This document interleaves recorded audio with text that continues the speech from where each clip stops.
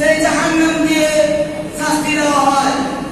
এই দুনিয়ায় চলতে গিয়ে মানুষ গুনাহ করলে মানুষকে গুনাহ বদলাতে তাকে জাহান্নামের শাস্তি দেওয়া হয়।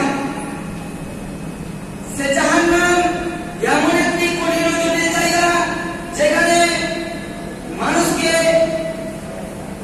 মৃত্যুবরণ করতে হয়, আবার তাকে জীবিত করা হয়।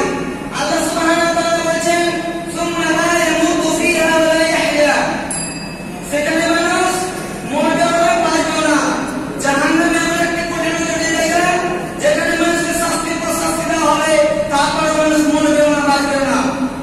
আল্লাহ সুবহানাহু ওয়া তাআলা যখন জাহান্নামীদেরকে জাহান্নামে দেওয়া হবে, তখন পৃথিবীর কথা, পৃথিবীতে যে কারণে তাকে জাহান্নামে দেওয়া হয়েছিল সে কথাটাকে স্মরণ করে গিয়ে অপমান করে তাকে জাহান্নামে দিয়ে দেওয়া হবে।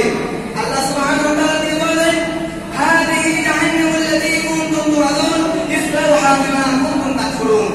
আল্লাহ সুবহানাহু ওয়া তাআলা বলেন, এই সেই জাহান্নাম যার ব্যাপারে তোমাদের দুনিয়াতে সাবধান সতর্ক করা হয়েছিল। দুনিয়াতে তোমাকে সাবধান সতর্ক করা হয়েছিল, তারপর তুমি অস্বীকার করেছিলে, তাই তুমি এখন সেই জাহান্নামে তুমি সাজা সম্পূর্ণ করো। আল্লাহ রাসূল সাল্লাল্লাহু আলাইহি ওয়াসাল্লাম বলেছেন, যদি কোনো ব্যক্তি দিনে 7 বার করে জান্নাত চায় এবং জাহান্নাম থেকে পড়তে চায়, তো জান্নাত বলে, হে আমার প্রতিপালক, নিশ্চয় আপনার বান্দা আমাকে চেয়েছে দয়া করে তাকে জান্নাতে প্রবেশ করান। আর জান্নাত চাওয়া শব্দ হলো আল্লাহুম্মা ইন্নী আসআলুকা জান্নাতাল ফিরদাউস। আর যদি কোনো ব্যক্তি দিনে 3 বার প্রসাদ করে যদি জাহান্নাম থেকে পড়তে চায়, বা জাহান্নাম বলে, হে আমার প্রতিপালক, নিশ্চয় আপনার বান্দা আমার থেকে পরিত্রাণ চেয়েছে, দয়া করে তাকে জাহান্নাম থেকে বাঁচাও।